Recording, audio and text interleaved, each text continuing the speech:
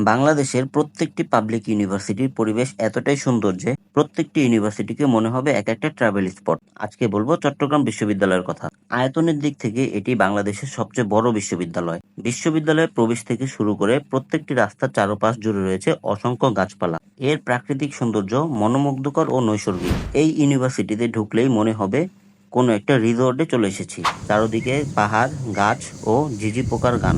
ইউনিভার্সিটির ক্লাসের চেয়ে বেশি নেচার দেখা যায়। বিশ্ববিদ্যালয়ের ভিতর দিয়ে বয়ে গেছে একটি ছোট খাল, যার নাম গহিরা খাল। এর পাশাপাশি বিভিন্ন টিলা, পাহাড়, বন, যা পুরো বিশ্ববিদ্যালয় ক্যাম্পাসকে করেছে আরো বেশি মনোমুগ্ধকর। বিশ্ববিদ্যালয়ের প্রতিটি অনুষদ ও আবাসিক হলের আশেপাশে রয়েছে শতবর্ষী গাছ, পাখির কলতান আর বনজ পরিবেশ।